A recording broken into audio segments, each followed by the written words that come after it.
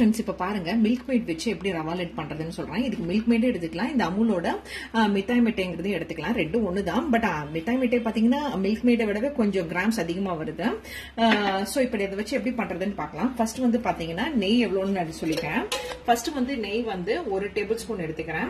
அதுல வந்து பாத்தீங்கன்னா முந்திரி வறுத்து எடுத்துக்கிறேன், முந்திரி திராட்சை வறுத்து எடுத்துக்கிறேன். சோ இப்ப நெய் மெல்ட் ஆகிற சமயத்துல நான் முந்திரி போட்டுக்கிறேன்.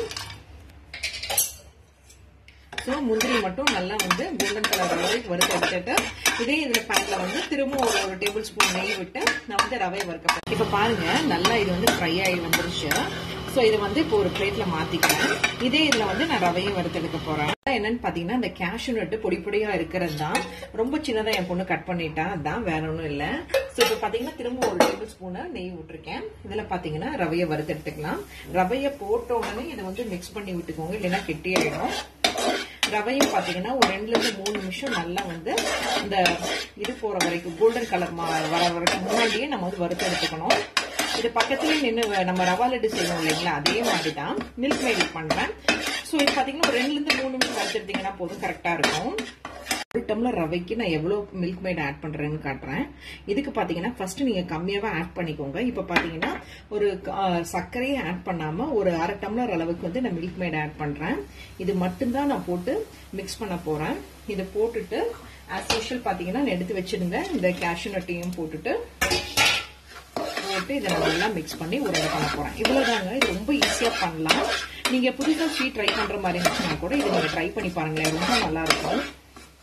இப்ப பாருங்க, இப்போ இந்த சைடு எல்லாம் கொஞ்சம் மிக்ஸ் ஆகாம இருக்கு. சோ அதனால டம்ளர்ல இருக்கிற எல்லாமே ஊத்துனேன், கரெக்டா இருக்கு. அடுப்பு ஆஃப் பண்ணிட்டு நீங்க ஊத்துங்க, அப்பதான் கரெக்டா இருக்கும். இப்போ என்னோடது எல்லாமே நல்லா மிக்ஸ் ஆகி வந்துருச்சு. இப்ப பாருங்க, நான் சொன்ன அளவு 1 டம்ளர் ரவைக்கு இது கரெக்டா இருக்கும். இப்ப இதை வந்து நீங்க நல்லா ஆற வச்சு உருண்டை பண்றதுக்கு சரியா இருக்கும். உருண்டை பண்ணியும் காமிக்கிறேன். ஓரளவுக்கு நல்லா ஆற ஆரம்பிச்சிருச்சு. நான் சொன்ன அளவு கரெக்டா இருந்தனால இப்ப பாருங்களேன் உருண்டை சூப்பரா வந்திருக்கு. சோ இப்ப இதை ஃபுல்லா வச்சுட்டு நான் உங்களுக்கு காட்டுறேன். இப்ப பாருங்க சூப்பரா ரெடி ஆயிடுச்சு. என்னோட மில்க் மேட் ரவா லட்டு சூப்பரா ரெடி ஆயிடுச்சு. உங்களுக்கு ஸ்வீட் அதிகமா சாப்பிடுவீங்கன்னு நினைச்சீங்கன்னா நான் சொன்ன அளவு விட ஒரு பெரிய டேபிள் ஸ்பூன் அளவுக்கு மில்க் மேட் எக்ஸ்ட்ரா ஆட் பண்ணிக்கோங்க. பட் ரவா குவான்டிட்டி 1 டம்ளர் விடவே கரெக்டா இருக்கணும். 1 டம்ளருக்கு 1 ஸ்பூன் ஜாஸ்தியா இருந்தாச்சா மில்க் மேடு கரெக்டா இருக்கும். இந்த அளவுக்கு போட்டீங்கன்னா தான் ரவா லட்டு நம்ம எப்பயும் ஆஸ் யூஷுவல் நம்ம சாப்பிட்ற மாதிரியே வரும். இதை நான் டேஸ்ட் பண்ணி சுட சுட சாப்பிடவே பண்ணவே சாப்பிடவே சூப்பரா சாப்பிட்டுட்டே இருக்கணும் போல தோணுச்சு.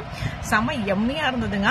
நானும் என் குட்டிஸும் பண்ணவே 2-3 சாப்பிட்டோம். சோ 1 டம்ளர் ரவைக்கு பாத்தீங்கன்னா கிட்டத்தட்ட 12 ரவா லட்டு வருது எக்ஸாக்டா. இதுல டோட்டலா பாத்தீங்கன்னா 9 தான் இருக்கும். பட் 3 லட்டு நாங்க பண்ணவே நானும் என் குட்டிஸும் சாப்பிட்டோம். சோ இது சூப்பரா இருக்கு, ஒரு கரெக்டான திகட்டாத ஸ்வீட்டா இருக்கு. கண்டிப்பா பிகினர்ஸ் எல்லாம் இதை கண்டிப்பா ட்ரை பண்ணி பார்க்கலாம். நான் சொன்ன மெஷர்மெண்ட் படி பண்ணீங்கன்னா எக்ஸாக்டா கரெக்டா வந்துச்சு. நீங்களும் ட்ரை பண்ணி பாருங்க. தேங்க்யூ.